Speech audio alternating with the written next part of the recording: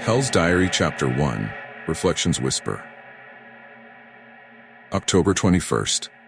The fires grow louder each day, not in noise, but in hunger.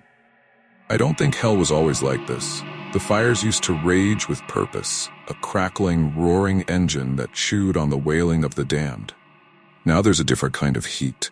It's quieter, hot enough to make the walls ripple, as though the whole place is alive and breathing. There's a thirst in the flames, as if hell is no longer content with just punishment. It wants something more, something deeper. The demons ignore me most days.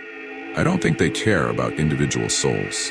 They're tired, angry too, but mostly exhausted. Torturing is just another chore for them now, like throwing logs into a furnace that never cools. They don't make eye contact. I think they're afraid of what's behind these walls. But sometimes, the souls try to talk. They moan and beg, faces half-formed and eyes rotting in sockets that shouldn't exist. Today, one of them whispered to me, "It's waking up." I asked what it meant, but the thing just stared, mouth slack and useless, and then crumbled into ash. The others in this place say it's better not to listen to the souls. They've been shattered by agony, and their words are useless fragments of madness. But deep down, I don't believe that. Something is stirring beneath the cracks. I feel it like the hum of electricity in the air. The demons don't talk about it, but I can see it in the way they shiver when the fires flicker just right. Hell isn't just a place, it's thinking, and I think it's starting to notice me. October 23rd. They gave me a key today. It's not like the keys from Earth. This one is jagged and rusted black, as though it's been sitting in a furnace for centuries. But it's warm, and when I hold it, I swear it pulses. Like a heartbeat. Like it's alive. The demon who handed it to me didn't say anything. He shoved it into my hand, grinning wide enough to split his cracked lips, and vanished into the smoke. No explanation, no instructions, just the key. I turned it over in my hands, tracing the sharp ridges, and realized something. There are no locks in hell, no doors, no gates. Every passage here is open. So what the hell is this key for? I tried to throw it away, hurled it into a pit filled with screaming faces, but later that night, it was back, lying on the stone floor beside my bed, gleaming softly like embers. Something tells me I'm not supposed to use it. Something deeper tells me I have no choice. October 24th. I heard a voice last night. It sounded like me. It wasn't a dream, I know that for sure. Dreams don't crawl under your skin and stay there. This one did. It whispered, "Use the key or it will use you." I lay awake, staring into the shadows. The walls seemed to move with my breath. I held the key tight in my fist, feeling its steady rhythm beneath my fingers. I thought about what the voice said. Use it. Or what? What does it mean for a key to use me? I tried not to think about it. But as the fires dimmed, I heard the whisper again, louder this time. There's something waiting for you just beyond the walls. October 25th. I found the door. It wasn't hidden, not exactly.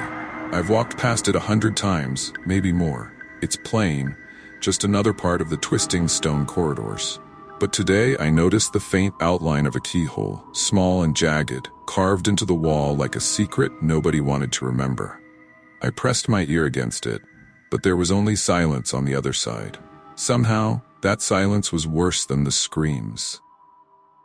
The key twitched in my hand, eager, as if it recognized the door, as if it had been waiting. I think the demons know about this door. I think they pretend they don't. October 26th. I unlocked it. The moment the key turned, the door groaned open, not with the grind of stone, but with a sound like bones snapping under wet skin. It didn't lead to darkness. It led to my childhood bedroom. Everything was exactly the way I left it. My old bed, still messy with the blanket half falling off. A stack of comic books on the floor. The same posters on the walls, yellowed at the edges. The air was thick with a strange metallic scent, like rust and blood. And sitting on the bed, legs dangling over the edge, was someone I hadn't seen in years. Me. Or at least, something wearing my face. The thing on the bed grinned, wide and impossible, stretching my features into something grotesque. You left this behind, it said. Its voice wasn't quite right. Too soft, too familiar in all the wrong ways. I stepped backward, but the door was gone. Behind me was only the bedroom, warped and endless, the walls bending like soft wax. This is where you belong, the thing whispered. This is your hell. I tried to speak, but my throat closed up. It was hard to breathe, harder still to think. Panic clawed at the edges of my mind. This wasn't hell, not the hell I knew. This was worse. It was personal. October 29th. The room is eating me alive. Every time I close my eyes, I hear whispers. The walls shift, creak, and groan as if they're breathing, pulling me deeper into some forgotten part of myself. The thing wearing my face doesn't move. It just sits on the bed, watching, grinning, waiting. It told me today, you've always been running, haven't you, from the truth, from yourself. It's right. I ran from everything, mistakes, regrets, the people I hurt.